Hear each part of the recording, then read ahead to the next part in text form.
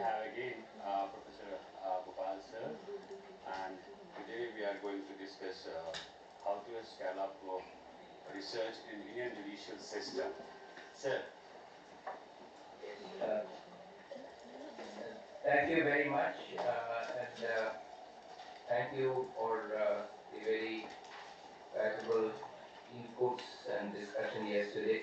I hope you can hear me. I hope you can hear me. Our pleasure, sir. Yes, sir.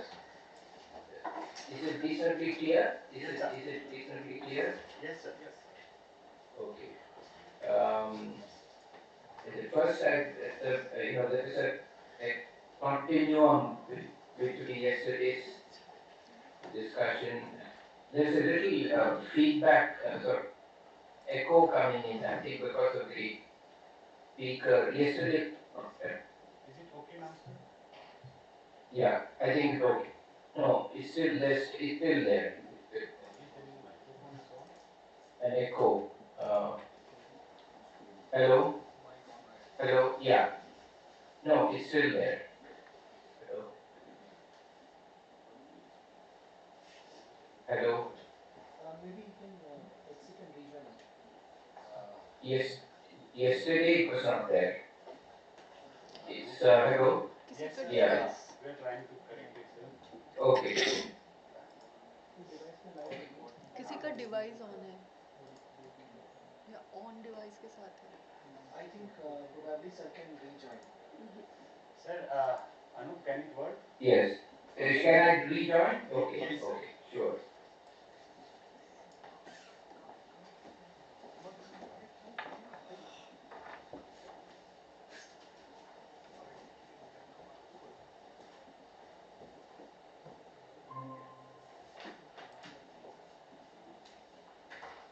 Hello? Yes, sir. Is it okay now? Now I'm not able to hear you. Sir, can you hear us now? Not able to hear you.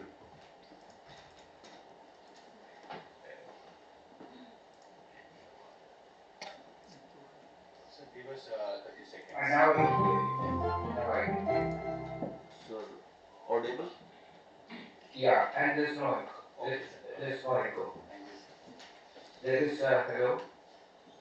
Yeah, there's not a big problem with the echo. So once again, thank you for the discussion yesterday. So the point of continuity between yesterday and today is I'm still getting an echo, but I'm still getting an echo. If we can get rid of it, it will be better because I'm hearing an echo and I can't.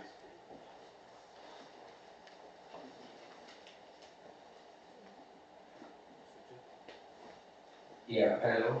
Yes, sir. 2 minutes. Hello? Yes, sir. Hello? Yes, sir. Now, yeah. Hello? Yeah, let me try. So the main point I made yesterday is that we need to research the current challenges facing the legal and constitutional system at any given point of time. And I gave you the live example of how we were probably the only 75 June 75 June to 77. We were probably the only batch, or one or two batches at most, that passed out from LLB during the emergency. Because it started in June 75 and we passed out in 76. And then I think 77, do we remember which? I think it was in March or April or so that the emergency ended. No? So I think we may be the only batch that actually graduated during the emergency. And we saw the lead up to it. We saw the constitution being actually completely altered in its operation. We saw great fear in the country. We could palpably see everyone was afraid to speak, and there was enormous arbitrariness. There was enormous corruption because it's not that the people at the top are controlling anything. Once you create arbitrariness, it sort of, you know, immediately flows down to the lowest level of government and society. And middlemen emerged who would say to people that we'll have your son arrested on those days NISA charges unless you pay us so many lakhs of rupees. There was blackmailing. This was just in incredibly period in our history, which actually it's only later we were all very young then, and we were not able to comprehend. I certainly was not able to comprehend the full gamut of what was going on, partly because I was in a privileged position in society, and it was never a danger for me. My father was a senior IPS officer. He was not involved in any of this, but he was a senior IPS officer, and so I felt very safe, and so I didn't feel the impact of it, but it affected people in a big, very big way. And fortunately, we survived that. And, but the lesson we learned from that is that just as when COVID came, I'm still getting an echo, but just as when COVID came, we turned to the medical profession to find a solution. Ultimately, the political community and the legal community are the primary sources of solution to this kind of a problem of an alteration in our political system. And the political community was completely captured or imprisoned. The legal community just looked the other way and did not address these issues on a live basis, and it proved to be very costly. So my main point yesterday is that what is missing now, there are lots of things missing, and many of you made very good points. As I said, I noted it down in two large groups. One is internal, institutional gaps in the research ecosystem. They're very important, very, very significant, including the points about hierarchy and the points about the lack of actually one thing I would add to the internal system is the lack of space because of the hierarchy and the influence of a very feudal social environment. What I find compared to my experience outside India is there's a tremendous lack of criticism and questioning of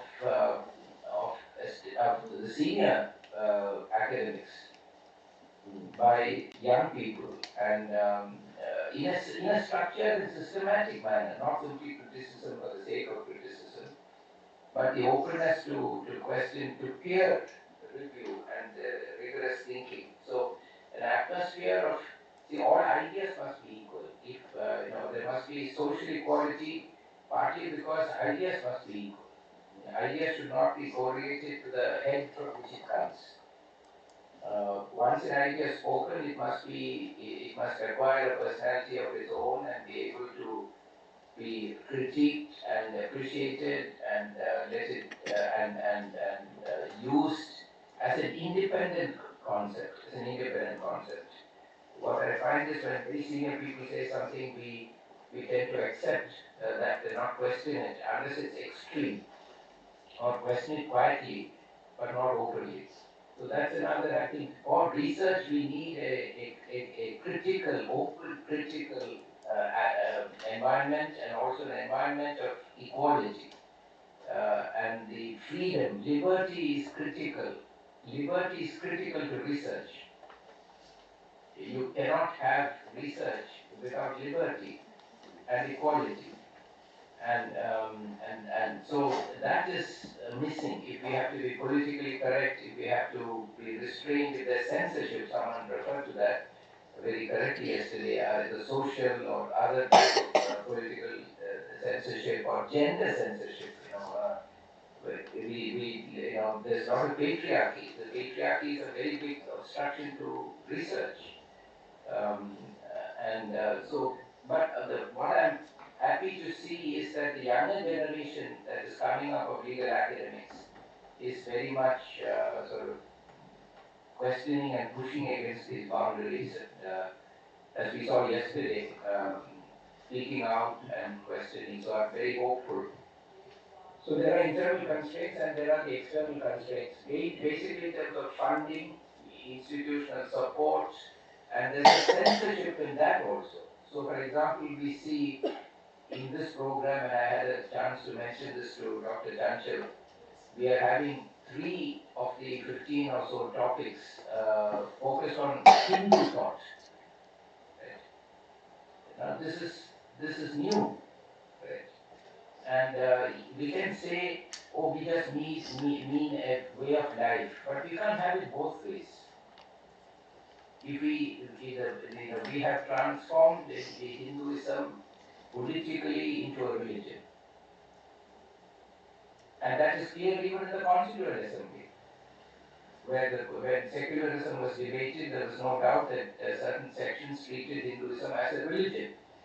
It was in a very different context of discussing the constraints on political speech that Supreme Court referred to it as a way of life. It's in a different context, but people understand it as a religion. So when we have inter-religious meetings, there is always a Hindu representative. We talk of Hinduism as a religion. Now, every religion is a way of life. Every religion is a way of life, not just Hinduism. But it does make it less of a religion.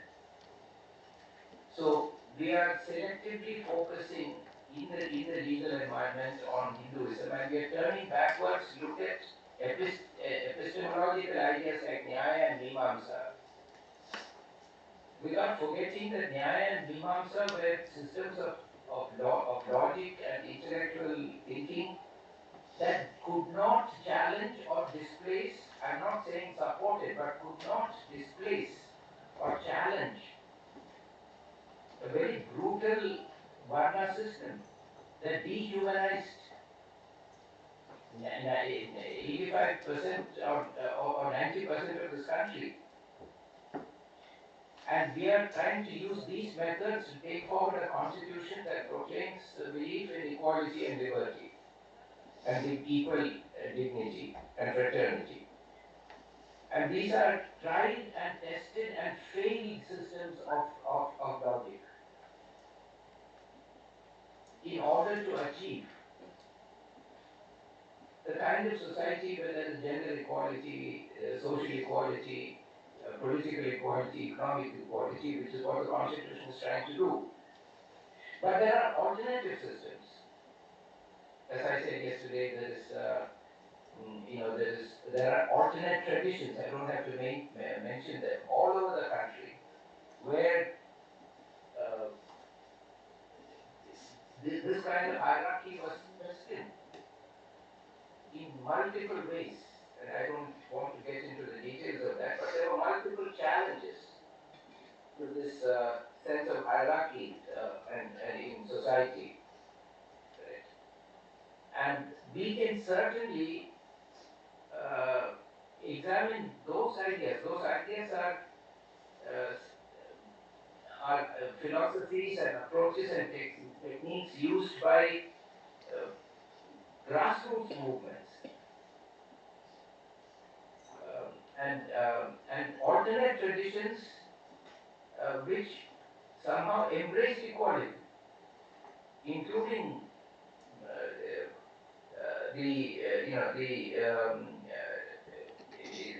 traditions which go beyond the law, like poetry and theatre and so on, where the idea of equality was expressed powerfully by, I know a person who has spent his life from the community leads a movement against manual scavenging. Imagine an entire community for centuries forced to do nothing but with their own hands clean human excreta.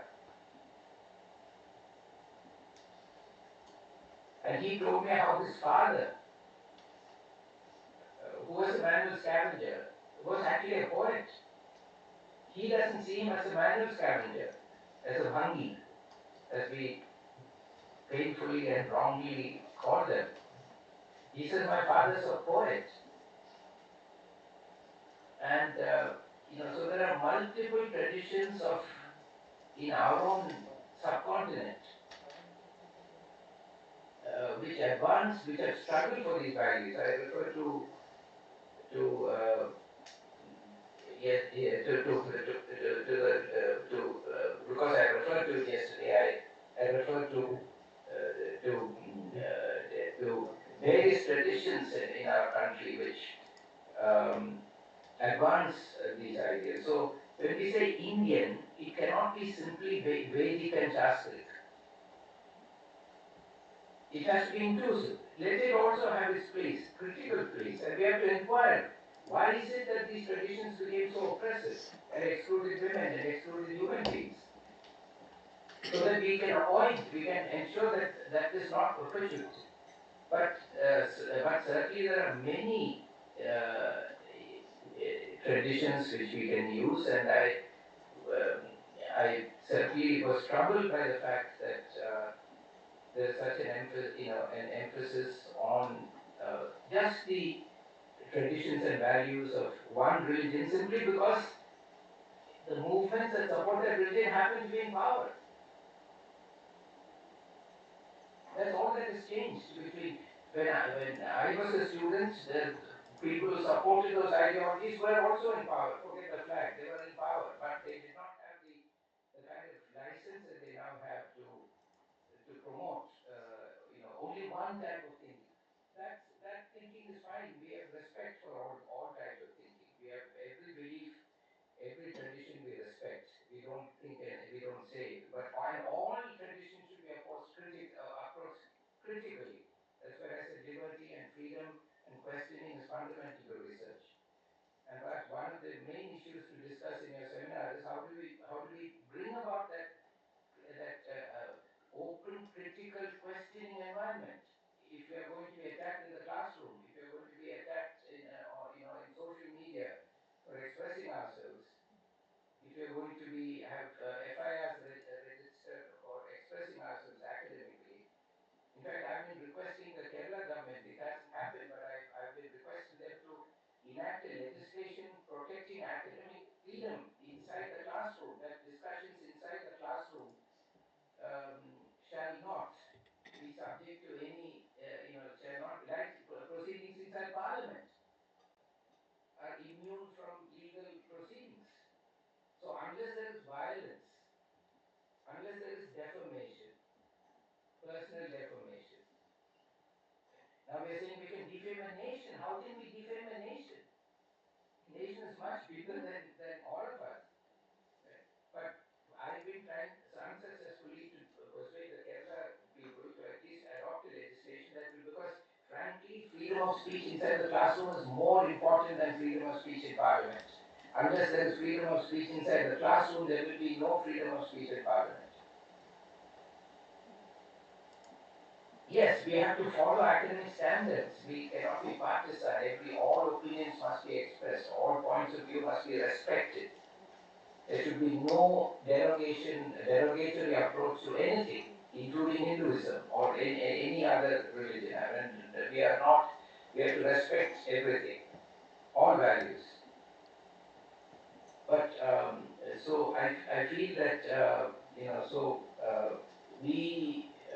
these are the values of our constitution. So the main point I made yesterday as a summary is we need to be aware of and respond to the current challenges we face, including liberty and equality in our own classrooms, in our own work, if we have to protect and save our beloved republic, our democratic, socialist, secular republic, which, such as it is, was achieved only through a very long struggle by the common people of this country. The other day, a woman called me and said she belongs to a privileged social background. But she said that her father was a school teacher, and during the independence struggle, she's from Kerala, he was a school teacher. And that was their only source of income. They had no other income. He resigned his job and plunged into the freedom struggle. They had no income. He, as a little girl, had to work as a laborer in the paddy fields, along with the siblings, to get enough money to eat. It is a struggle of people like this that has created this republic, not a gift from above. And we have to protect it. We have to protect it. And as we understand it in the Constituent Assembly, when all this was deeply debated, when Sardar Patel submitted, as we said yesterday, the Minorities Committee report to the Constituent Assembly, in that, after careful examination, Sardar Patel writes, you can see it if you research, Google it, he writes that minorities, different categories of minorities, below 2%, above 2%. Above 2%, there are two minorities, as he says, Muslims and scheduled castes and scheduled tribes. And he says, Muslims and scheduled castes and scheduled tribes shall be given reservation in the legislature. And he said that we cannot be considered, but we did not decide to have reservation in the cabinet. But we have decided to include in the constitution an advisory that when the governor asks someone to form a government, the governor will advise and make sure that in the cabinet there is adequate representation of scheduled castes, scheduled tribes and Muslims. This was in 1947 after independence. This was a promise we made after partition to the Muslims and the scheduled castes and scheduled tribes. This promise has been betrayed. So, these are the kinds of issues that we need to understand, study, research, and ensure that everyone is included in the country. I don't believe anyone should feel bad. Even if you are born into a very privileged family, you should not feel, as a young person, humiliated by that. You should not feel that you're less for that. Everyone's dignity is important. Everyone's pride is important. Self-respect is important. So we have to include everyone. We are only attacking the inequalities and the injustices. So my main point yesterday was we need to research the current challenges facing us. It's like, as I said, if you're sick, you want an ambulance to come now and save you, not 10 years later. And that's the additional point I made. Several of the points I wanted to make were made by the participants, internal constraints, external constraints, so I did not add to that or repeat that. So that's the additional point I made. So now, flowing from that, we come to the question of how do we research the judicial system. And this is an issue that I have deeply been involved in for the last 2 decades. It is a very fascinating area of research, and we are slowly increasing the amount of research into this. The government has a research fund, and they have also been. When I was chairing the Court Management Systems Committee, I very much tried to shift the funding decision making of that away from the government to the at least to the judiciary, if not to if not entirely to a set of researchers, and along with some judges and members of the bar and members of the bench, and some social scientists, to ensure that we have interdisciplinary research from sociology, political science, economics, and so on and so forth. So it should be a competent research group that decides on what to fund, and not bureaucrats. But I failed to succeed in that. still worth considering. But it's a commendable thing that the government um, is actually funding some legal research, and I'm sure that that's a good thing, and some good results are coming from that. So there is an increase, but it's an under-researched area. Again, we need, and I've discussed it with some very senior judges, and they have also agreed that they very much need independent critical research into the judicial system. Again, it is not to interrogate individuals or attack anyone personally, but to improve the system constructively. And so that's a very important area. Now, I'd like to begin that by asking this time a slightly different question. Is there anyone around the table who has actually researched into the judicial system? If so, I'd like to hear, we would all like to hear from that work. Sir, we are doing a research project on pro bono lawyering. Sorry, may I interrupt for 1 minute? Is there any comment or question on what I have said so far? I have said some things, and if anyone has any objection to that, or any question or any concern, please express that so that I can address your concern. Because I mean all this only very constructively, not Yes, sir. So yes, sir. So when we say critical method, so yes. It is often confused by people that critical method means only criticizing. But there are multiple questions related to critical method itself. That how to use critical method in research, and what is the value through which we use critical method. These are the fundamental question, very puzzling questions. Yes. See, the very good point. The literal meaning of the word criticism is the expression of disapproval of someone or something on the basis of perceived faults or mistakes. So the main question is, what is wrong with criticism? You see, should we only talk of good news and praise? That's a very futile thing that people in authority do not want to hear any criticism. But we want criticism as it is built into the meaning of the word criticism. We want criticism only on the basis of perceived faults or mistakes, errors. So I have to point out faults or errors. If someone comes to me and when I'm driving a car and says there's no air in your car, you have had a puncture, that's a criticism.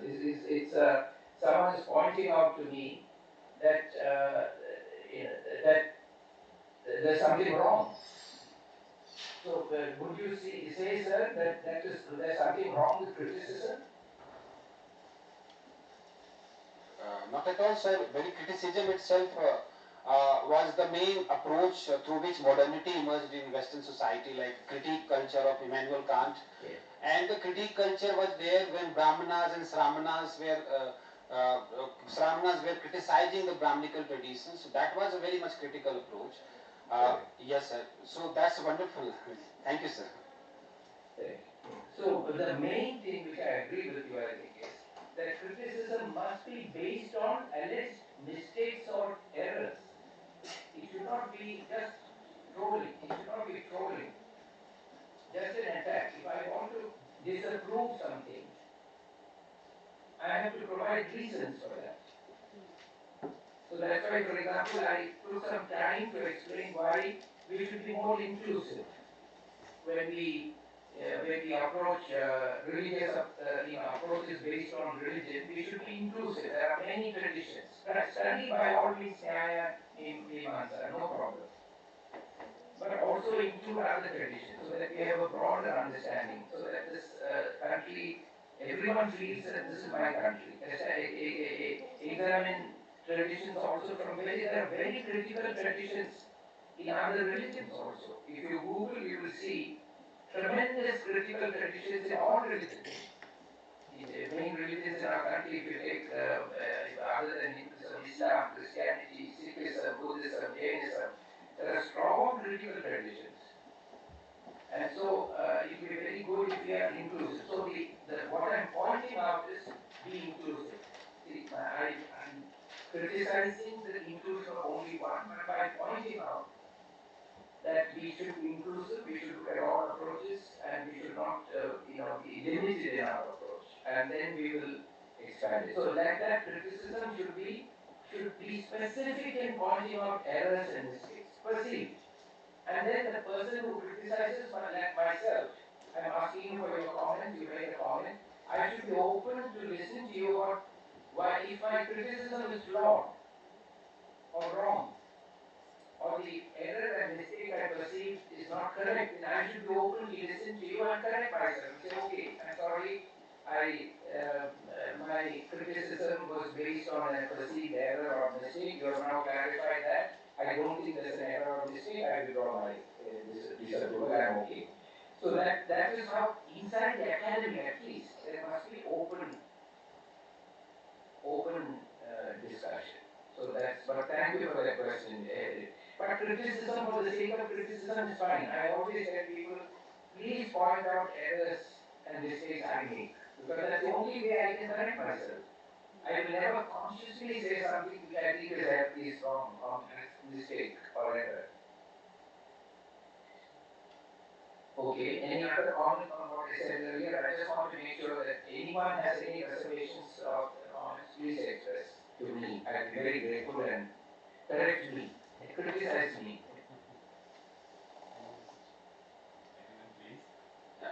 I have another one also.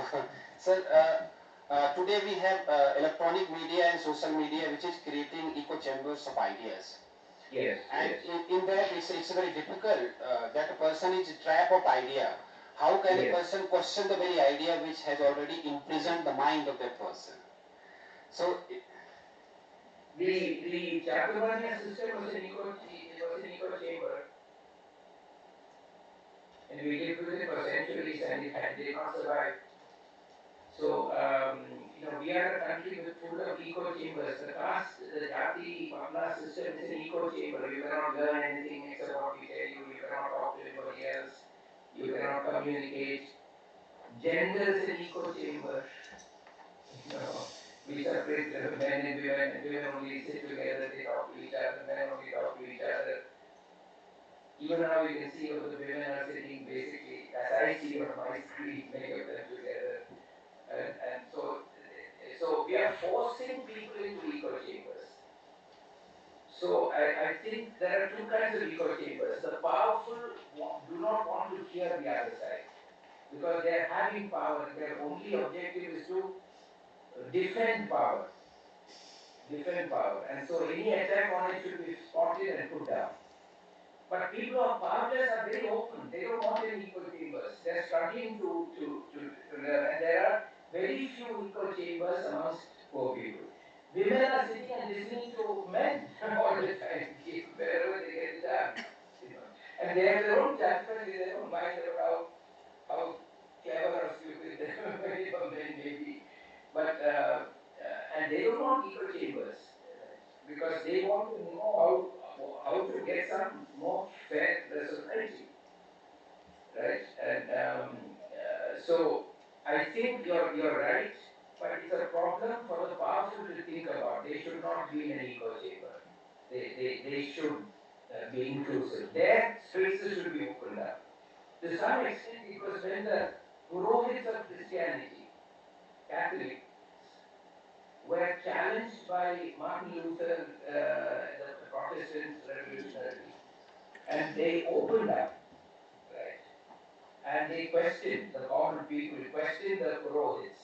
And today Protestant Purohits are elected and appointed. There is an employment. Even in a place like Kerala, the Protestant churches, the priests are employees of the laity. They are paid a salary, they have retirement age, they are selected by the laity, not by birth, but by qualification, by merit. Not by sahaja guna, but by prakata guna.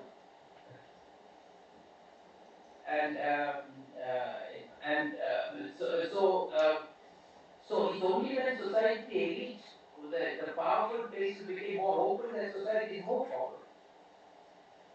And so I think that you're absolutely right, but it is really a challenge for those who are powerful to become more open and also to accept criticism. But you're right. But social media is finding, I think, it will find its own space. It's like public conversations. Communities of what they call communities of knowledge are developing. But my main concern, which I think is an issue that we should research into from a legal point of view, is fake news. And AI and ChatGPT and the manufacturing of fake, completely fake material, untruth.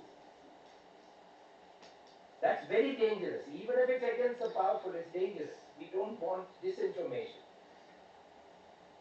because it will lead us in the wrong direction. So how do we balance that with an open, free society, and how do we ensure that there is a fact check situation?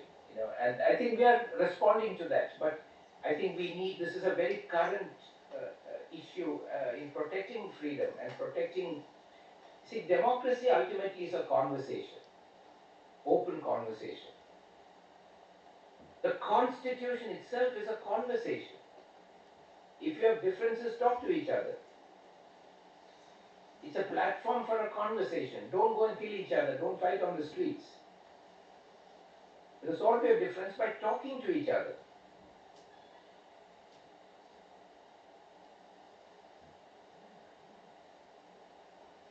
There is some old saying, Vade Vade Sanjayate Tattva Bodha. Right? It is through discourse and dialogue that Tattva Bodha, clarity about principles, emerges. The only thing is that Vade Vade should be completely open.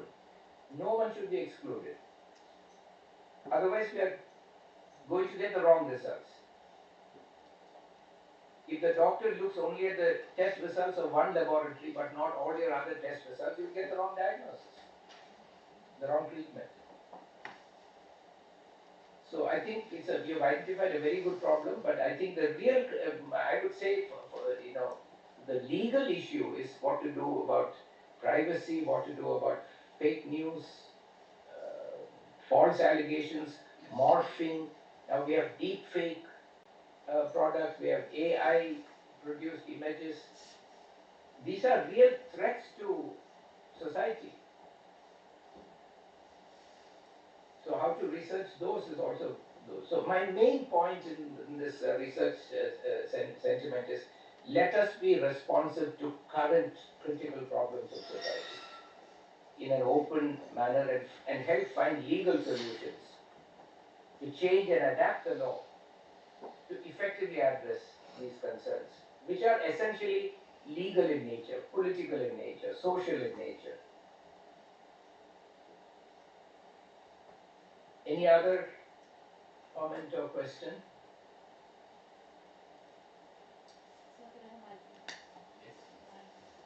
I would warmly welcome any criticism of what I've said so far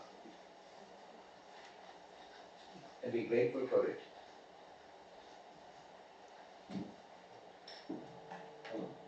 Is Professor Tilakanandan still here? I'd like to say good morning to him. It's an old friend of mine. Sir, I'm here. Yes.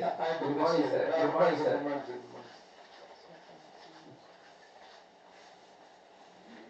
Good afternoon, sir. Or good afternoon. Hi, I'm Premada. So I'm basically a student of politics and international studies. So, like you just mentioned that as young researchers, you should criticize current societal problems. So I would like to share a small experience, but I don't know how relevant it's here. But I would like to love to share that and some of your feedback or suggestions on that part. So while pursuing my higher studies from University of Warwick last year, so I chose a dissertation topic which was on saffronization of India and its impact on international discourse, like all the people staying in abroad countries. Yes. So while deciding or outlining the perspective, my mentor, she was not ready to accept what's happening in our in the society recently from the last 5-6 years. So I had to search a lot just to make her accept that fact that's what's happening, and she's not So like you cannot just say, because there are civil societies in India which will attack if these things arises, which I believe it's not true as of now. So that was my another journey over there where I faced some kind of criticism to put my point. While coming back to India, I was working with some NGO. I actually believe in this freedom and equality and liberty while putting the research part, but somehow they didn't accept, so I will fully resign from that post.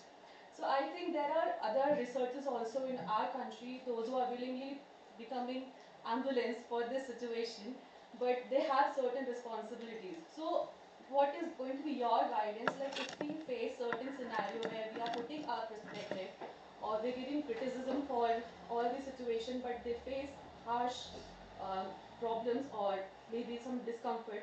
So what can we do in that case? A very good question, ma'am, and my appreciation to you for your courage of conviction in pursuing what you believe, are the right issues to be researched. I think it's a tough fight. It's a tough fight. There is we are sought to be taken back to in my own view, what we are struggling with is what Dr. Ambedkar warned in the 1920s and in 1930 in the first roundtable conference. He said, after the British leave, India will be taken over by an oligarchy. His words. Oligarchy means monarchy means, as you know, one person's rule. Oligos means few people, a handful of people. Like we say, monosaccharide, polysaccharide, oligosaccharide. Oligos are few saccharides, oligosaccharide. So he said India will be ruled by an oligarchy. Now, if you research this, you will find that while there are some short-term benefits in concentrating power in an oligarchy in countries, sooner rather than later, the countries crash because an oligarchy is basically focused on maintaining itself and ensuring there is no challenge to it. And so what happened in India after independence is there were three powerful social groups in India, which itself was very bad and should not have happened. There should have been thousands of powerful social groups, but that had been narrowed down to three powerful social groups at independence. One was the British, the second were the Mughal rulers and other rulers, Muslim rulers of India, and the third were the dominant Hindu communities. There were three powerful social groups. The British were thrown out, the elite Muslims, the powerful Muslims, packed up and created their own country and left. And so what we are left behind today is only the third group, the dominant, privileged communities amongst Hindus. That varies. I won't use the word Brahmin or Brahminical, but because it varies from one part of the country to the other. But in every part of the country, there is a dominant, privileged. We can, if you use the word Hindu group, who are not from other communities in the country, and there is no social group today with the capacity to challenge them. So they have naturally become an oligarchy. Right? Now, what is the solution? So they will what all policies in the country, including on independent research, will be intended to justify their rule and ensure there is no challenge to them, and to weaken all groups that may challenge them, which are basically scheduled caste, scheduled tribe, backward classes, minorities who are outside it, and they will weaken all of them. This is natural and logical, right? It happens in all countries. But what happens in these countries ruled by oligarchy is that they then we see that in Pakistan it's an oligarchy, Sri Lanka is an oligarchy, many of the Middle Eastern countries are oligarchies, and so they are not ruled by, but they are ruled by small elites, and the condition of the others just deteriorate, and people are denied justice. So what's the solution? Very briefly, Dr. Ambedkar says the solution in the 1930 speeches. You can end an oligarchy in the state, legislature, executive, and the judiciary, which is the center of common social control, by simply pursuing representative government, representative democracy. So Dr. Ambedkar said in 1930 there must be due and adequate, due means proportionate to the population, due and adequate representation of all communities in the legislature, executive and judiciary. And when that happens, then there cannot be an oligarchy. When there's no oligarchy, no one has a vested interest in curbing freedom. Everyone wants to speak. And when that happens, representative democracy is essential for democracy. Electoral democracy is essential, but it is only one part of democracy. We need social democracy, we need economic democracy, we need representative democracy. And when we talk of representative democracy, and we talk of all communities, certainly half of the representation of all communities at a minimum must be women. So everyone and all segments are ensured. Are represented. We ensure the representation of all sections. So I feel that one of the most effective counters to the current situation is to make Dr. Ambedkar's goal of converting India into a representative democracy the central issue. Because the problem is that the state is now controlled by a small oligarchy. Take the Supreme Court, we'll come to that when we look at reform, look at the judiciary, look at legal academia. There's a small oligarchy that controls these institutions, and effectively, it may not be their design, it may not be their intention, but they bring a uniform social background and perspective to their approach. Right? So I think, ma'am, what we should do is to find a way of countering this. And Dr. Ambedkar has given us a century ago, foreseeing this, he has given us a very specific solution, vaccine to our current crisis of democracy, and that is representative democracy. Reservation is only a tool for representative government. It's only a tool for representative government. It has nothing to do with poverty, nothing to do with backwardness. Dr. Ambedkar never asked for reservation for backward communities. He said he wants representation for all communities. Right? So then, as I said earlier, in 1947, Sardar Patel promised reservation in parliament, like for SALST, to Muslims as a large minority, and an advisory that they should be represented in cabinets, SC, and Muslims. Why? Because Sardar Patel also realized, like Dr. Ambedkar, the importance of representation. For the sake of representation, everyone's voice must be heard everywhere. So this is the solution, I think, that we can shift our focus to. Because as long as the institutions of the state remain as unrepresentative as they are, we will have a crisis of democracy. Because democracy pushes again for representation.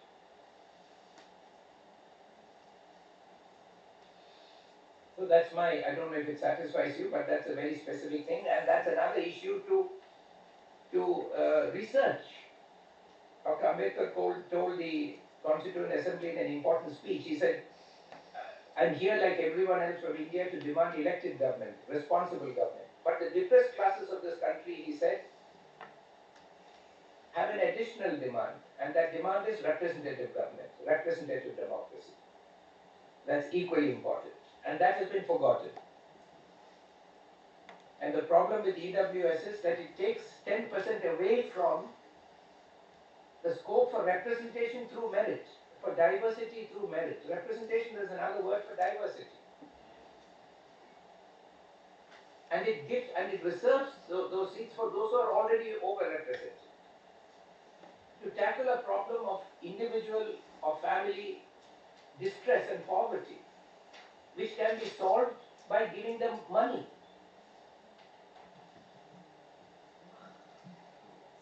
Assistance, state assistance. Okay. Just one more question. Like you just said that there is need to be a representative democracy. So like recently this bill has been passed for women representation in legislature. But Yes, do you yes. really believe is 33% of this demography is sufficient to give empowerment to women in parliamentaries? See, I think no, the short answer is no. We must have at least 50%, not that 33% must be women. But it is a foot in the door. I welcome that because it's a foot in the door. We have seen, for example, in Kerala, where we started out with women, some reluctance, some negativity, all over the country. But in Kerala now we have, in the city that I'm in, Trivandrum, we have a 22 or 23-year-old woman mayor who is a student actually. She took time off from her studies and she's the mayor of Trivandrum. And she's doing by all accounts, a very good job, right? So now we have serious political leaders emerging through this Panchayat Raj movement and they will, I'm sure, come into now these new opportunities. In a sense, the sequencing will be helpful because you first had a large number of women emerge in the local self-government and now you're opening up space in parliament and state legislatures. And there is now not the pati of the Pradinidhi, but the totally powerful, independent leader who happens to be a woman but is a leader in her own right. And so there are many of those. So, but yes, hopefully when they become 33% in parliament, they will push that to 50%. But we must ensure that this is also, that representation of women is also representative. It's not captured by the oligarchy, by putting the women there. That group of women must also be representative. And within each community, the elite and the more privileged within that community should not capture these opportunities also. They should open it up to those families and those subgroups that are less representative. And that will happen. The more you democratize, the more the push for further democratization will gather strength, and over time the democracy will become much deeper. Sir, in Kerala, in local self-government bodies, there is 50% reservation for women. There is, sorry? In Kerala, in local self-government bodies, there is 50% reservation for women. Oh, okay, sir. Yes, sir. Yes, sir. And I think you will agree that there are a number of very strong women leaders in their own right in this. I have met many of them. They are very strong leaders in their own right, the women who have emerged through this process. Yes, sir. Our mayor in Calicut, mayor is also a lady. Oh, very nice. She happens to be my student. Oh, wonderful. I feel reassured by that. Thank you, sir. I can see you're feeling very cold. I'm feeling cold looking at you.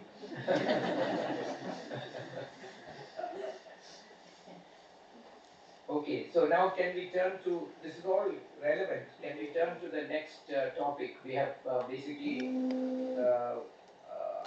how much time do we have left? Half an hour or 1 hour? Half an hour. We have half an hour, sir. Half an hour. Yes. So we'll come to that because my idea was to, it's the same theme, the challenge of, so I just wanted to quickly ask if there's anyone here who has researched into the judicial system and very quickly mention what is their topic if they have researched. It's a sample group, and I mean sort of very focused research on any research on the judicial system.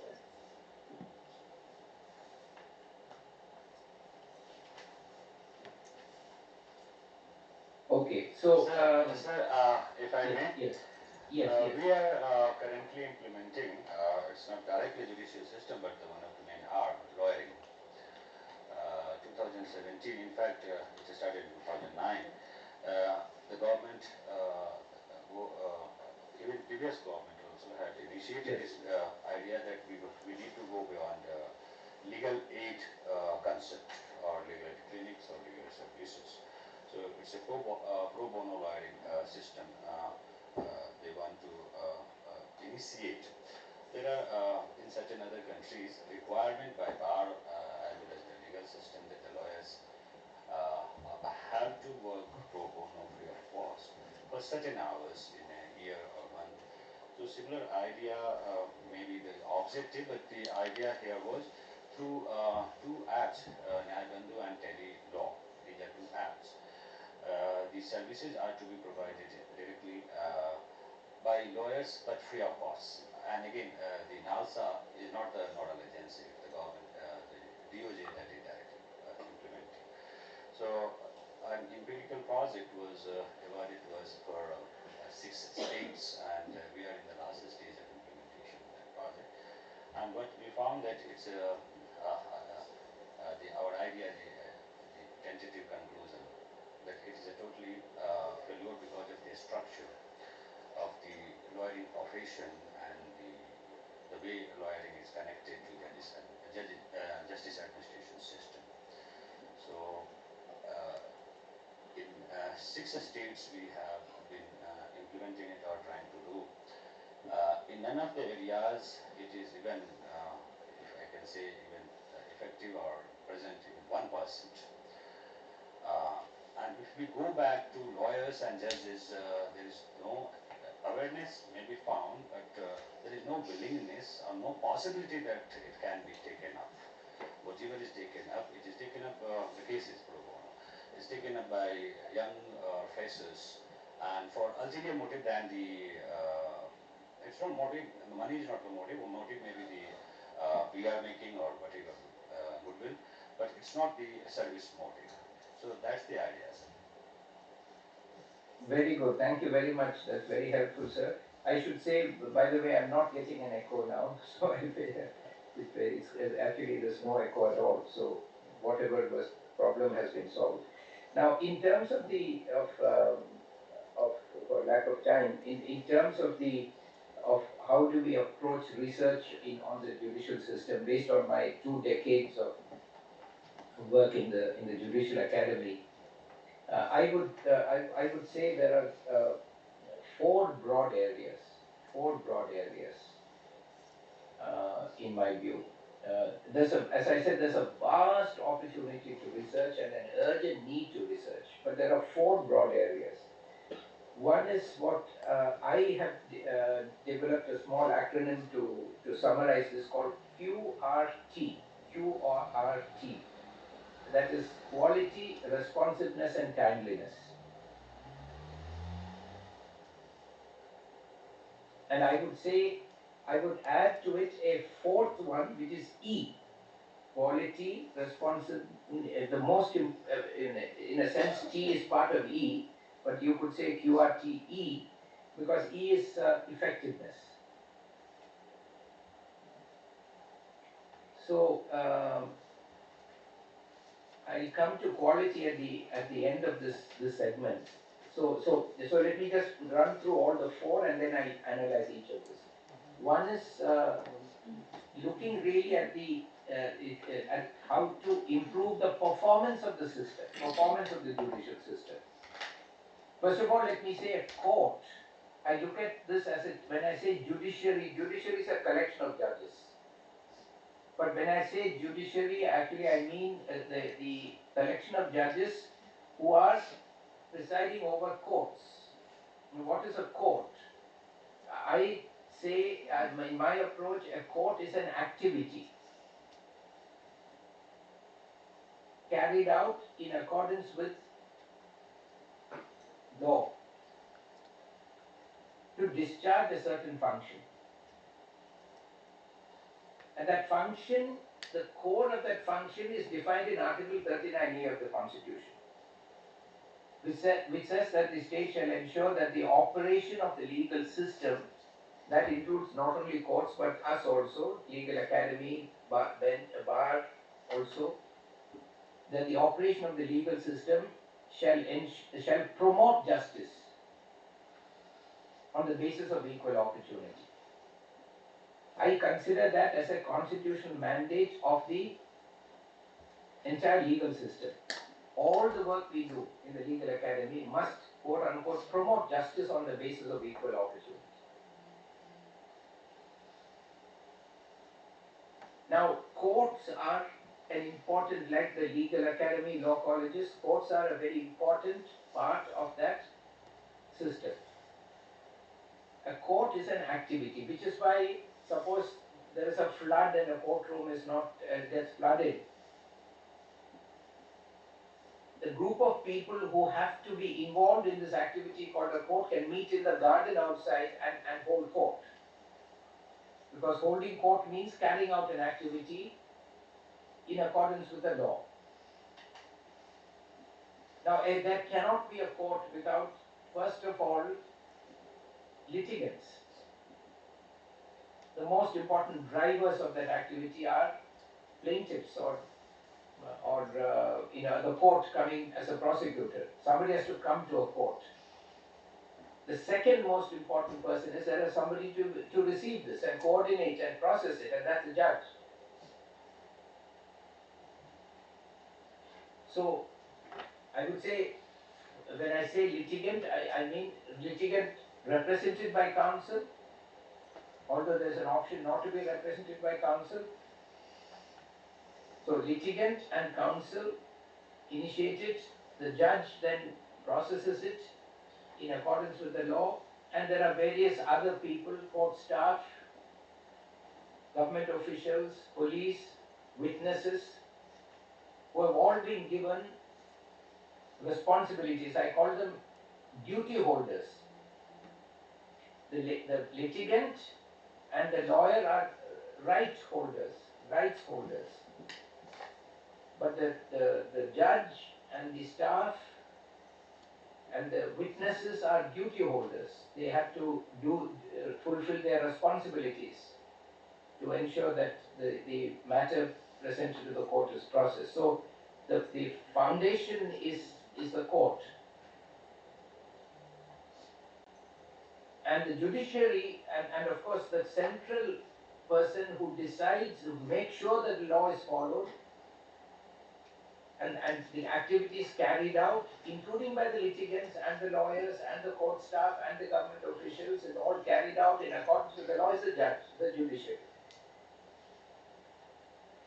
And this activity must be intended not just to settle disputes that can be done by arbitration, mediation, but to promote justice. That's the purpose of this activity, promote justice, and we'll come to that. So this activity must be carried out with the best quality, in the most responsive manner, on a timely basis and effectively. This is the first of the 4 points. The second point is, what is the role of the judiciary? What is the role of the judges? Not just one judge, but what is the role of the judge? But what is the role of the judges as a group also? Because they administer themselves. They are independent. They set norms which other judges have to follow. They select the judges. In the case of the district level judiciary, they have power to take disciplinary action or initiate disciplinary action against. They have, at the level of High Court, the Supreme Court has power to transfer them. At the level of Supreme Court and High Court, they have a key role, perhaps the most important role, for appointment of judges. So the judiciary as a system is a second area of research. And in particular, the role of the judiciary, the role and responsibilities of the judiciary has to be constantly questioned, researched, and reviewed and monitored. Because ultimately, the only group with capacity and knowledge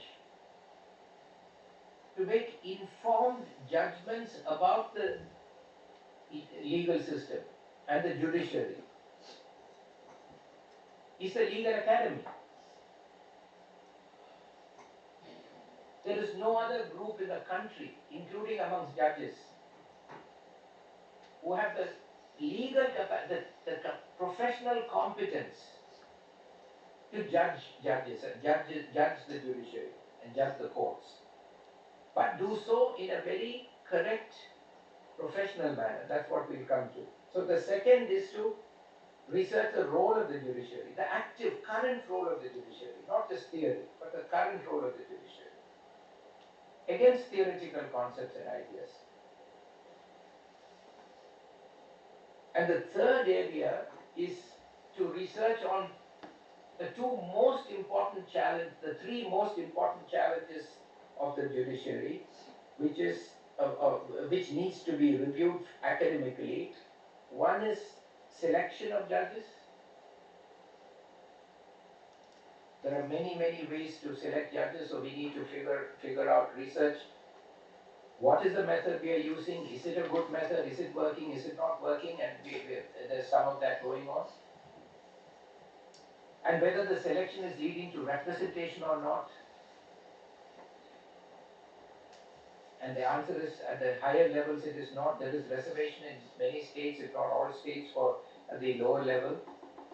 And the representation of women and excluded, unrepresented communities is improving at the district level. But the high courts and supreme courts continue to be very unrepresented. So selection includes all that. So we have to research on that. And then second area after selection is performance of the judiciary as a group. So we study the performance of a court. For example, I've done some work when I was there some years ago on this, looking at the performance of the Chief Judicial Magistrates Court of Bhopal. And in fact, they started getting very irritated with me because I was always talking about this in the National Judicial Academy meeting. What is the CJM Court of Bhopal doing? What kind of cases do they have? I found a very large number of their cases were relating to arms, illegal carrying of arms.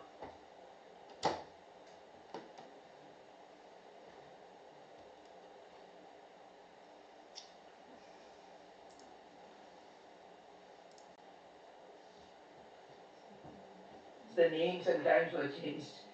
And so then some police officer told me informally that what they do is, if they want to get someone off the street, they just charge them with this, some arms thing or song and dance, and then put them away till while they are under trial, and then they get acquitted. But meanwhile, they get rid of that. For example, a big VIP is visiting, there's some troublemaker, and they just put them away. This is what the police informally told me. I have no evidence. But what I did see is, when I look at that court, I find that there are a few types of cases that are really blocking up that court. There was a time when Section 138 cases were blocking up large number of cases in the country. So we study the performance not of so much of judges, because also of judges, but not only judges. But the judge is part of the court, not as an individual. And then we find whether the performance of a court changes when judges change, and then we can find out, what were the interventions of judges that improved or decreased their performance. But our focus must be to study courts, the judiciary also as a system, not to study individuals. It's really meaningless. And that's part of a kind of an obsession with individuals. We must study at the higher courts what kind of jurisprudence. That's a small part, but it's more important that we study courts and judges as integral parts of courts. So that's the selection, performance, and thirdly, under the judiciary, accountability of the judiciary. So complaints mechanisms. We are completely in the stone ages when it comes to global systems for complaints against judges. There is no formal system for independent review of complaints against judges. I can write a letter like some district judge writes to the Chief Justice of India, a very painful letter complaining about sexual harassment in her career. She's actually complaining against other judges. But it's very sad that her only real option is to write to the Chief Justice of India, probably because she knows that this particular, I don't know whether it's because of that, but we all know that this particular Chief Justice of India is very sensitive to these kind of issues. And so she has some trust and confidence that he will take it seriously. I'm sure other Chief Justices also would, but she has that expectation. But it's very, it's a gap that's the mechanism that she has, and not any other more effective mechanism. Now that's the third area, the judiciary, and the fourth area, where we are doing actually a lot of work, and we can only review whether it's being done properly or not and improve it, is to study the judgments of courts, the decisions of courts. So the first area is, as I said, to study the court in terms of its performance, and in terms of its quality, responsiveness, timeliness, and effectiveness. The second area is to focus on research on the role of the judiciary in our current conditions, is the role of the judiciary and the role of courts. But we look at role of courts, and then we look at role of judiciary to see whether the problem is the bar, the problem is litigants, the problem is the judiciary. So I would say role of courts and role of judiciary is the second area of research. The third area, as I said, is to focus then deeply on the judiciary itself and look at selection, performance, and accountability. And the fourth area is to study the decisions and judgments of the court. And that brings us back again a full circle to studying the institution itself. Now here I would briefly say that what do we mean by quality? What do we mean by quality, right? We need to define it, we need to research that. And I've done a lot of, how do you look at the quality of a court? There's a lot of international work on that. There is a international framework for court excellence that was developed by several countries focused around Singapore. And we in the National Court Management Systems Committee developed a national framework for court excellence.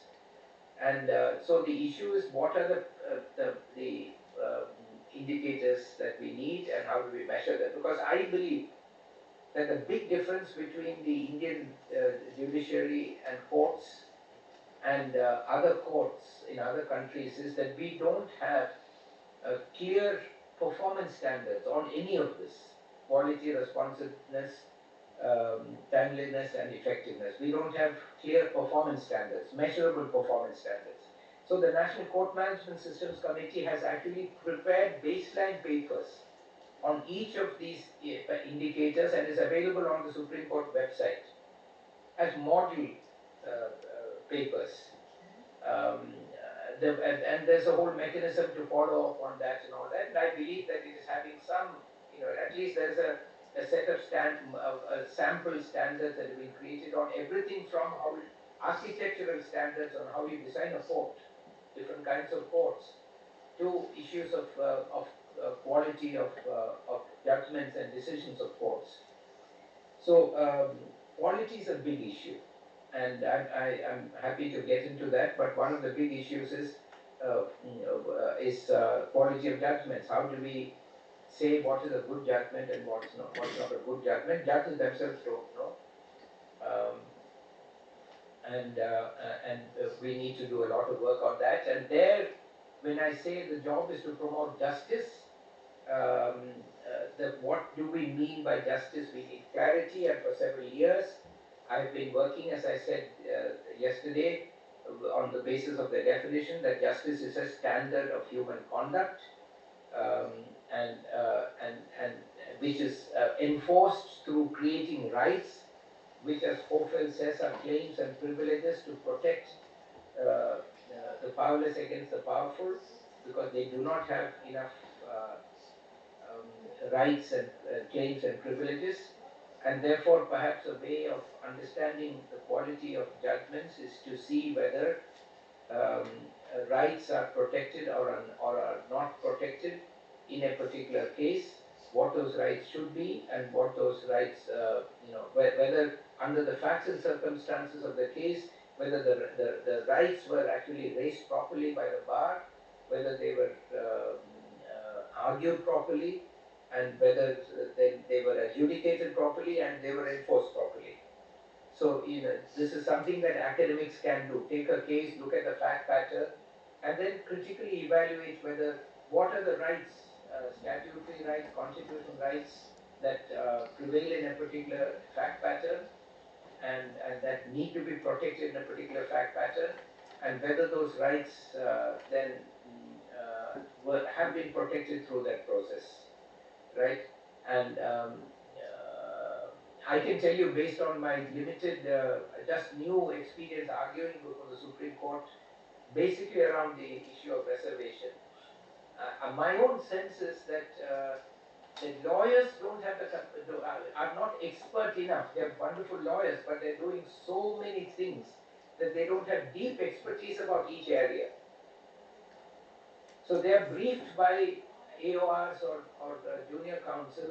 They themselves are not experts. They are except in some areas. There are now expert lawyers in IPR and criminal law. There are some areas where there are good expert lawyers, right? But there are many areas concerning common people where there is no real expertise in the bar. And when that expertise is not there, then the issues identified, and see, I realize that lawyers are far more powerful than judges.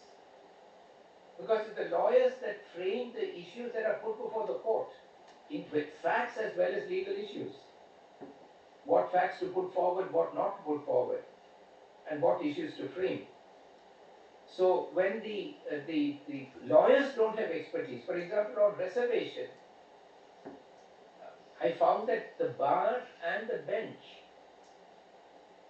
did not have, except with one of the exception of 2 or 3 people, with some limited exception, did not have deep expertise on the issue of reservation as a tool of representation.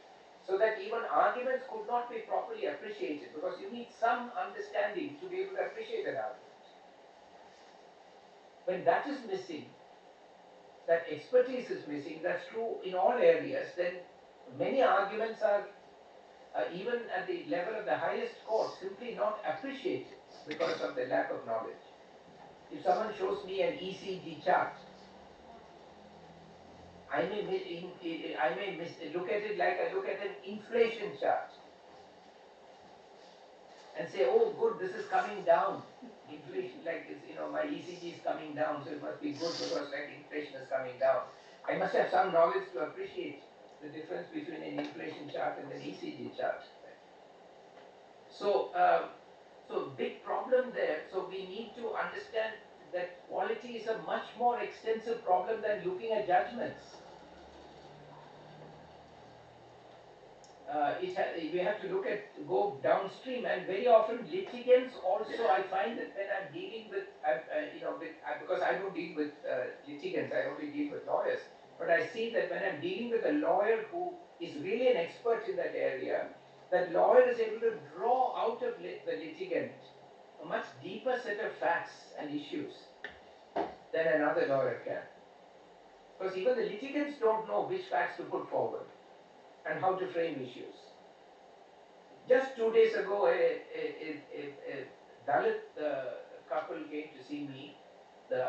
Both were government employees, now retired, but the husband who rose from the ranks and retired at a relatively, not at a high level in the system. He had a lot of complaints about discrimination, how he was discriminated against, and and it was 20 years ago. He still not accepted or got what he should get from his government employer. Right. But I spent 3 hours with them trying to understand the situation and to help him frame the situation. So then I started to ask for facts, to find out which facts are relevant. He may not have mentioned those facts. He's not aware of what facts are relevant. Some very important facts are not kept. Now I'm referring him to a lawyer who can actually help him, but I have some understanding of the situation because I work a lot on discrimination. And so the pivotal role played by well-informed counsel, and therefore the pivotal role played by law teachers, That's why I said I feel reassured that someone is Professor Tilakanandan's student. The pivotal role played by law teachers to the functioning of the court system, judicial system, judiciary, cannot be overemphasized.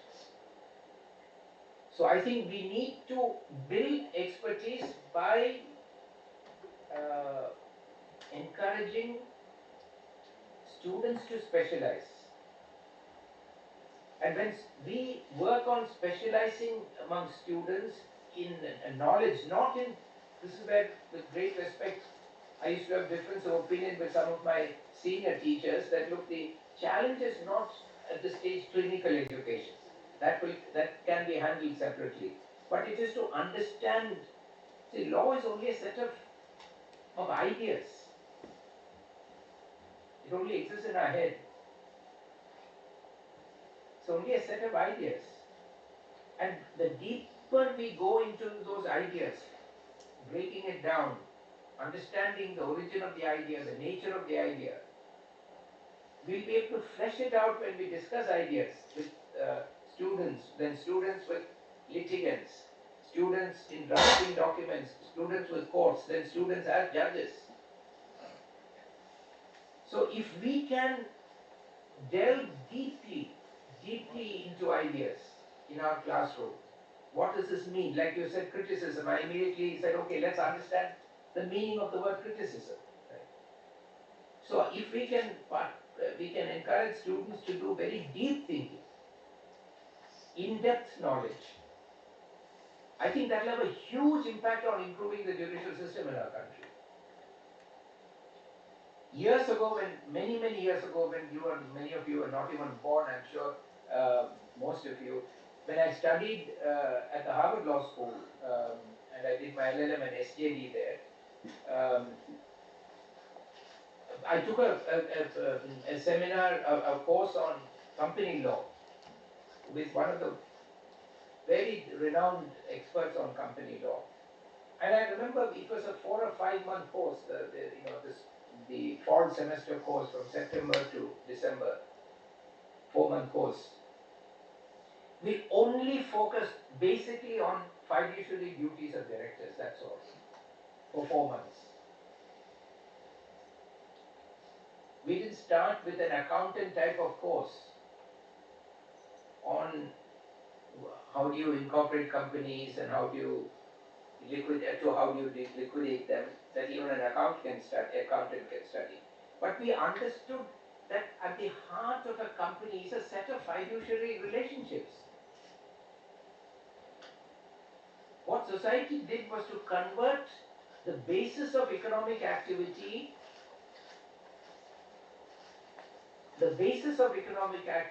from social status to contractual and fiduciary relationships. You can only be born into social status. So before the emergence of corporate law, if you had to engage in economic activity, you had to acquire social status, be a male in a particular community. Otherwise you cannot engage, you have to be a laborer. Many people are ordinary laborers because the economic system was based on social status. But by creating the concept of company law, legal thinkers brought about tremendous revolutionary change by saying you can engage in economic activity based merely on 2 sets of principles, contract and trust, and property law.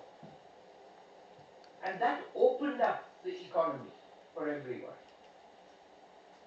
Now when I understood company law this way, I understood it as a lawyer. Now when I when I talk to clients, or I don't have clients, but if as I said, I work with lawyers, but if lawyers talk to clients or draft documents or appear before court, we have a much deeper understanding of company law. That's why when I argued before the Supreme Court and said, we are not here for reservation. I said, we are here for representation. If we find a better tool for representation, we will throw reservation into the Arabian Sea. I said reservation is a system of, it's a Chaturvarnya idea. That occupations are reserved for groups. The demand of the depressed classes of India has never been for reservation, it has been for representation. It's only a tool. Like a plate is a tool for eating, but what we are looking for is food. You can't eat a plate. Now, it is because of a deeper study of this issue that I was able to make this argument. I could not convince all the judges because there was not enough time, but I was very happy that we were, not I alone, but we were able to convince 2 of the 5 judges, including the Chief Justice of India, that 103 was unconstitutional. Because of deeper knowledge and understanding. So I would say that the challenge is what is justice? Go deeper into it. What is a right? Go deeper into it. Explain the basis of the judicial system, the basis of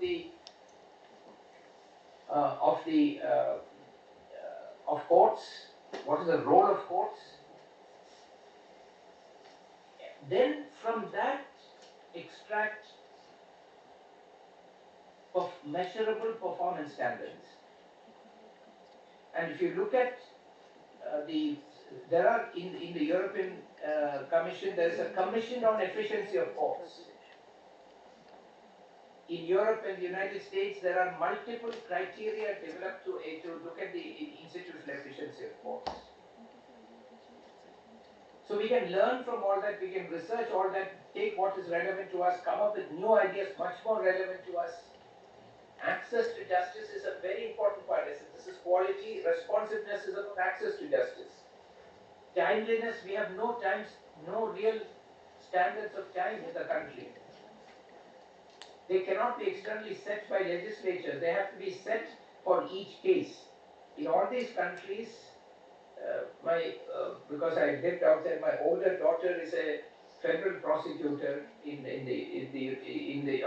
United States. My younger daughter is a civil attorney doing litigation in the United States. And from my younger daughter particularly, I learned from her own experience that there are delays in the United States also,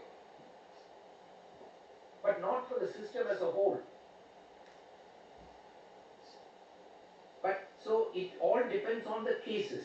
So what we need to do is to have a system that will set realistic time standards for every case. And we have tried to advance that idea in the National Court Management Systems Committee. Very important issue on which deep research is required. Similarly, effectiveness. Many people get decrees in their favor, but they remain on paper. How can decrees be asked for? I found in my dealing with lawyers that they pay very little attention to relief. They just take standard format reliefs and ask for it. But I found that many judges actually start looking at their cases backward from relief. What is the relief asked for here? On what basis? So I find that as a practical matter, lawyers are not being trained enough. And this training cannot be simply in a course on a practical course. Because what relief to ask for in a case you will learn in your substantive course on substantive law.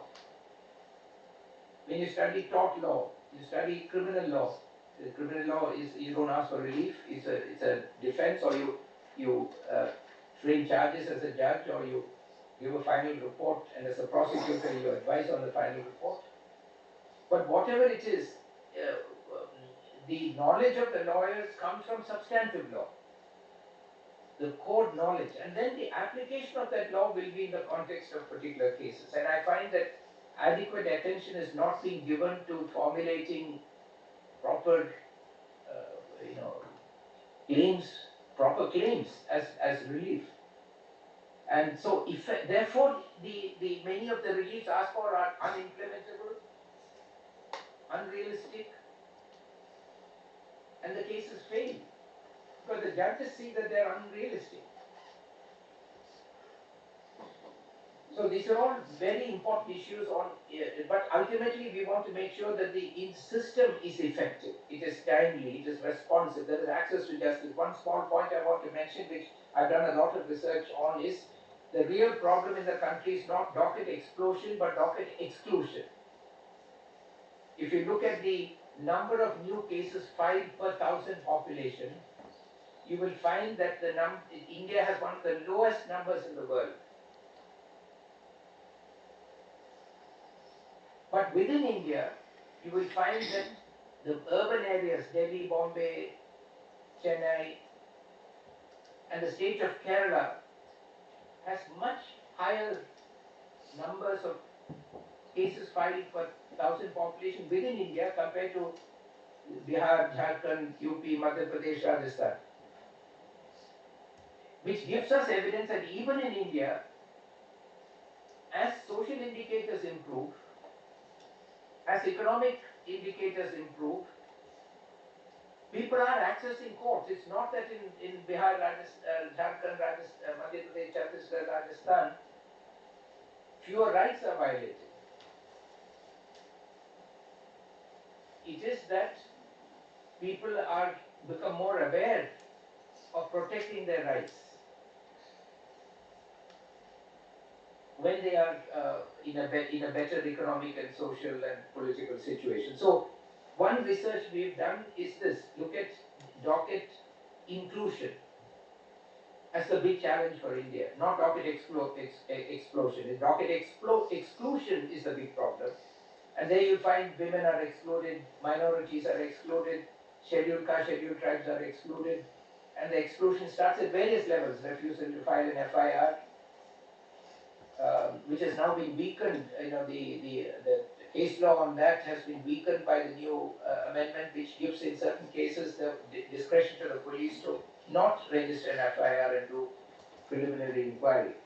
Then we moved very quickly to the role of the judiciary, and there I can say, I would recommend to you, although I don't agree with everything it says, but it's a good book that focuses on this. It's a 17-year-old book written by Justice Aaron Barak, B-A-R-A-K, former Chief Justice of Israel. He was a judge he was a professor, but and he's back to being a professor, but he was a judge of the US Supreme Court for nearly 30 years. In the Supreme Court itself, right? And here he says that we are a democracy, so we can't just look at in isolation the role of the judiciary or the role of the court system, the role of the judge. We have to understand what is the unique role of the judicial system or of law teachers in a democracy. Right? And he basically says there are two roles. One is of the judge, not of the whole system. One is to maintain the coherence of the system by basically upholding the rule of law. Well, not just rule of law, coherence of the system.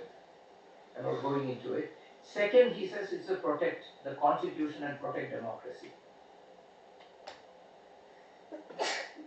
Protect the constitution and protect democracy. These are the main roles of the judiciary. So we need to research this. We are now not getting into a substance. It's not a presentation on the substance, but this is a big area of research.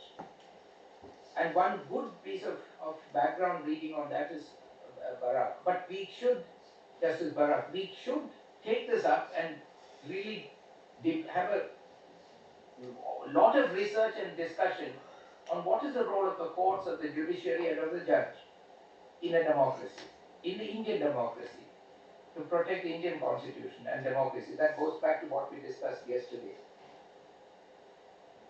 Thirdly, we've already had some discussion on that, the selection process, performance and accountability of the judiciary, and their issues representation.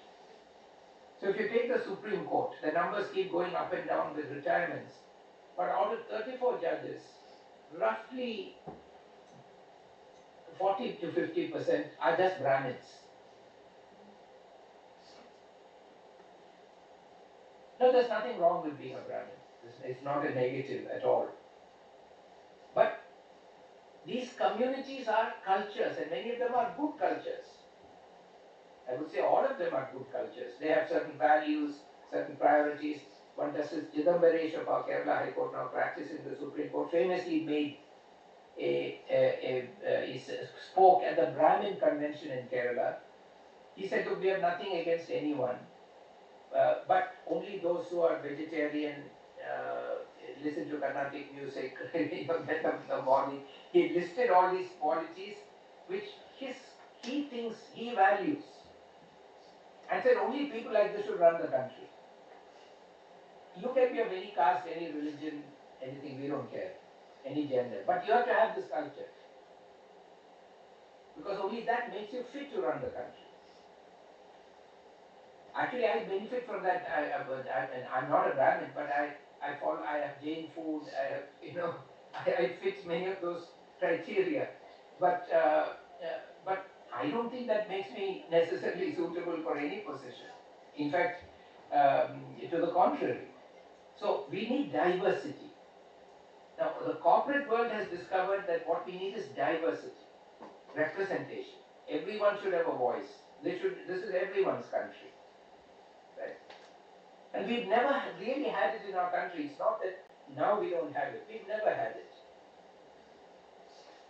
If you take Professor Tilakanandan will recognize the importance of what I'm saying. From 1950 till today, 2023, there have been only 2 scheduled caste judges, no scheduled caste judges, and 2 Muslim judges who are from Kerala who have gone to the Supreme Court. There has been no other OBC judge. There has been no other judge from any other community except 2 dominant communities that constitute the oligarchy of Kerala. Now that's fine, they're wonderful communities, they're good judges, I have no problem with that. But the lived experience of the others are not informing the court. The jurisprudence of the court. If you accept Dr. Ambedkar's principle of representation through selection, through, he said, regulation of recruitment, that's what he said, not reservation, regulation of recruitment. Then amongst 34 judges of the Supreme Court, you'd have 8 scheduled castes and scheduled tribes. You'd have 5 Muslim/Christian. You'd have roughly 20 from Avarna backgrounds. And you'd have 1 or 2 judges from the currently dominant background, right? Now imagine a Supreme Court with 8 scheduled caste and scheduled tribe judges. Half of who, or all of who, let's say, are women. Do you think the jurisprudence that comes from the Supreme Court would be the same? Or would it be different? Not because any of the judges are competent or incompetent or biased or nothing like that. But we are conditioned by our social experience. So when in a diverse country all social experiences are reflected on the table, by the way, when I said 5 from minorities also include Sikhs and Buddhists and Jains and so on, minimum I'm saying, then you'd have some judge who understands what this litigant is saying. There's a woman judge and let's say half of these are women. 17, not 2 or 3, but 18 judges are women. Other women would feel much more comfortable walking into that. Women lawyers would feel much more comfortable walking into that court. So representation and diversity is crucial for a diverse country like ours. As I said yesterday, I read out to you the number of countries that we are holding in our country. Just the 10 most populous countries, and what's left behind is United States and Russia. Right. So to accommodate that diversity, we need representation. And we need accountability. And finally, the area where I'm not going to go into, because there's a lot of good work being done, but more work can be done, more systematic work can be done, but we are very familiar with this, how to analyze judgments. There what we need to research is, how do we analyze a judgment? Justice Barak says in this book, he says, how do I analyze my judgment? How do I know I'm a good judge? Can you take my elegant prose and say that therefore I'm a good judge? No. So we need to research into these areas. So let me stop here. We are 12 minutes beyond our time, but let me stop here. I'm sorry to have exceeded my time, but this is a framework for scaling up research into the judicial system. And I am willing to listen to any comments if you have time, but if not, I understand. Thank you so much, sir. Of course, we will have some of the participants, some comments or questions. So, please go ahead.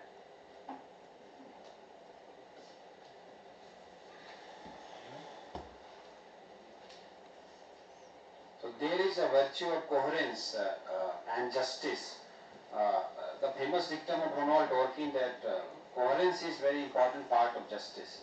And we What is important part of justice? Sorry? Coherence. If we are Coherence. Yeah. That's what Justice Barak says. I can go into it, but maintaining the coherence of the system is one of the most important goals of justice, and that includes a number of elements. But that's very important. I agree with you. Yes. So, but in maintaining the coherence, sometimes the uniqueness of a case, the sensitivity of the case is lost, because when lawyers are treating party just like an object, not as a subject who has a power in a legal sense, then perhaps the sensitivity to the particularity of a particular case is lost. So in that sense, how to maintain the coherence as well as sensitivity is also a big challenge for judiciary. Yes. So very good question, sir. But there is no time to get into this. I'm happy to have another session with the faculty. As Dr. Chancellor so wants to discuss all this more deeply. Sure. But the word judge the word justice comes from use, J-U-S, and S-T-I-C-E. Use is a norm of a standard of right conduct. And stis means kind of eternal. So justice is a standard of conduct, means the eternal standard of right conduct. The word judge comes from J-U-S and D-E-C-I-R-E, decere. Decere means to declare, basically, decide and declare. So we go to a court actually not to solve a dispute. It is like, let us say, we go to a very wise person. We go to a scholar, a great scholar, right? I go to Professor P.K. Tripathi, late Professor P.K. Tripathi, not to solve a dispute, but to say, sir, what is the constitutional position, what is the position of the Supreme Court on the right to silence? He will clarify that. That's the role of the court. When that is applied to the facts of the case, it may produce a result this way or that way. The judge should be indifferent to that. And I've heard this from a judge of the Australian High Court, which is their highest court, it's like our Supreme Court, I think 6 judges. He told me, he said, look, the challenge of the lawyer is to simply argue the principle of law that I should uphold. I have no interest in who will win and who will lose when that principle of law is applied to the facts of the case. I have no interest. My job to maintain coherence and to maintain democracy is to make sure that the principle of law is correct. That's why Dworkin said there's only one right legal answer to a question. And I feel that even Justice Barak's book is confused about this. What Dworkin says is that there can be only one correct legal principle. He doesn't mean there can be only one result in a case. Because what the result will be when that principle is applied to the facts of the case in the Western system is very often at the trial court level decided by the jury, not by the judge. The facts are decided by the jury, and the application of the principle to the facts of the case to decide whether someone is guilty or not is the jury's responsibility, not the judge's responsibility. So here the problem is we don't have a jury system. The court must decide how to apply that principle to the facts of the case in a sensitive manner, taking into account sensitivities, but that's the job of common people. 12 common people, unanimously. It's not the job of the judge, not the job of the legal system. The lawyer appeals to the jury, not to the judge. But even in a jury system, it is only the judge who sets out the principle of law that the jury must apply to decide on guilt or innocence. So our architecture of our legal system is such that there is too much judicial discretion to not only come up with this principle of law, but to actually apply it and come up with a decision. And so the judges are really functioning like a one-person judge come jury or arbitrator rather than as a real judge. And therefore, there is no demand for judges to know law so deeply as to be able to correctly set out the principle of law in each case. Because you can appeal, if the judge gives a wrong principle of law, you can appeal and set aside the trial as a mistrial. So the judge has a huge weight on his or her shoulder in saying, look, this is the principle of law that you must apply. For that, the judge must be really like an academician, must be a real scholar of law to be able to set out that correctly. There is no demand for that. Therefore, in our students, there is no demand for real legal knowledge in our classroom. Because the architecture of the system is wrong. No, after they get out of the classroom, nobody is asking them for an in-depth understanding of the law and to set out legal principles clearly. It's not necessary. Just get the relief that you want from the judge. Using samadhana, not danda, but bhav. Samadhana, not bhed, not dand, but samadhana and bhav. Right? Maybe not even dana, sama and bhav. I would narrow it down to say the lawyer will use sama and bhav to get the result that he wants. But if he has to debate the principle of law with the judge, it's a totally different debate. So I've said to many Honorable Chief Justice of India, and in their capacity as heads of national law schools and academic institutions, that the legal education in this country cannot improve unless there is a demand for legal knowledge in the practice of law. And there is now no such demand. What the demand is only for practical relief. So I hope that's a reasonable answer. But if you don't agree, please say so. Thank you, sir. So just one more question, sir, please. So I don't know whether that is a relevant question to ask on this platform or not. Like you talk about selection, performance, accountability, and judgment of courts. So Yes. here I am from small town. I did practice in district courts. Yes. What I found over there is after completion of LLB, one can be a judge if got selected after the training of 6 months, and the person is there with listed cases of more than 100 a day.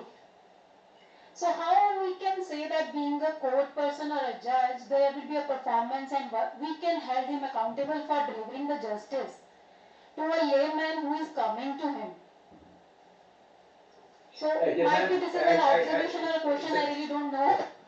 Yes. No, it's a very good question. I think the architecture of the way in which courts are structured, who makes decisions. There's too much of a burden on the judges. In these industrial country cases, the police does investigation. The prosecutor makes an independent decision on charges in criminal cases. The judge is not involved in framing charges. The judge is not involved with police investigation. The judge only comes in when the prosecutor decides to bring charges. So all this power is now supervisory powers with kind of, the judge is involved in all this, right? Then the judge decides facts, the judge decides, hears evidence and decides on the facts, decides on guilt, on what the principle of law is, guilt or acquittal, right? So too much of responsibility is on one judge, and it's very difficult to do. Now, so what do? They have pressure, so they list all their cases, and they're doing court management in open court actually. Case management and court management. So they're telling people, okay, now you have been scheduled, now I'll hear you after 2 weeks. So if you have some problem, you can say no, 2 weeks right now. So it's a very inefficient, cumbersome, way of doing case management, sitting on the court. But you will find in the district courts that after this is over, you come in the afternoon, late afternoon. Initially, it's for case management and getting bail in the early stages, at the lowest level. But you come in the afternoon, 2 o'clock, 3 o'clock, you'll find that evidence is being taken, arguments are being heard, but it takes a long time. It takes a long time. And especially if you come to Kerala, you will see that the district courts are very well managed. You will not see the kind of confusion you see in some other parts of the country. You will not see the corruption you see in some other parts of the country, unfortunately, not by the judges, but by a lot of people who are involved in the system at different levels, including staff and so on and so forth. They won't see that. Now, to some extent, my simple answer to you is I have worked and gone to grassroots courts all across the country. Courts mirror their society. When you have a more democratic society, you have a better organized court. When you have an oligarchic society, it is always ad hoc. Because the whole purpose is that the powerful must be able to control everything. You can't delegate anything. And such a large country, complex issues, you cannot delegate anything to the police or to the prosecutor or to the jury. You can't delegate this whole power to 12 ordinary poor people to decide whether somebody is guilty or not. You don't trust them.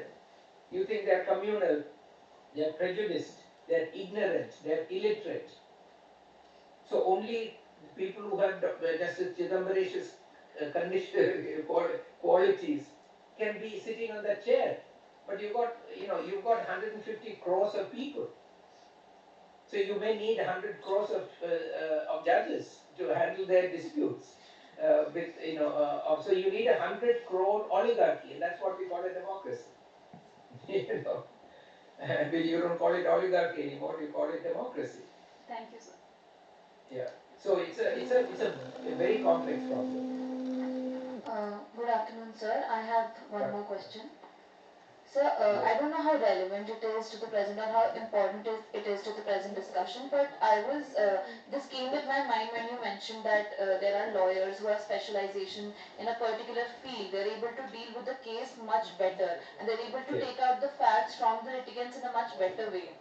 So I was thinking about this in case of academics. So a lot of times, especially for young teachers, young law professors, they're given subjects in which they don't really have specialization. So suppose if a person or if a teacher has specialization in constitutional law, but she's given a different subject because of lack of experience, another subject. So she will not be able to go through the subject in a very deep manner in order to teach the students, and as a result she will not be able to impart that kind of depth of the knowledge to the students also. So what do you think should be the solution in this case? It's a problem for the teacher also and for the students also, I feel. So see, very good point. I totally agree with your point of view that you should have specialization and people should be assigned to their desired areas of speciality. I believe that ultimately, I don't believe that in inherited talent or inborn talent at all. I think all human beings are equally gifted. But where human beings do differ from each other, in my view, is in terms of interest, what you're interested in. And that keeps changing. It's not constant. But at any given point of time, there is something that excites you, something that really you're interested in. If you pursue that, all the talent you need will automatically come. So I feel very much that people must be free to pursue what excites them, what interests them, what drives them at the time. Now, the difficulty is that in many law schools in the country, you don't have enough faculty to be able to do that. That is becoming less of a problem now. But this was an acute problem 25 years ago. I know of national law schools where sociology teachers were asked to teach Evidence Act. Because there was no other option, otherwise Evidence Act could not be taught.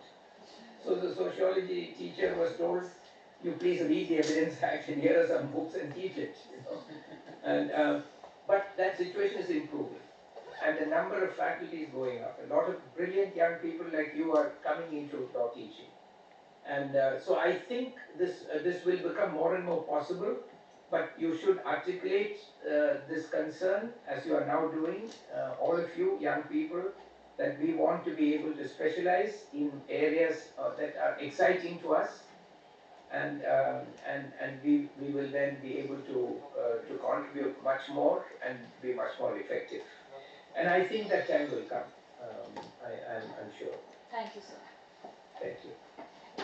Thank you so much, sir.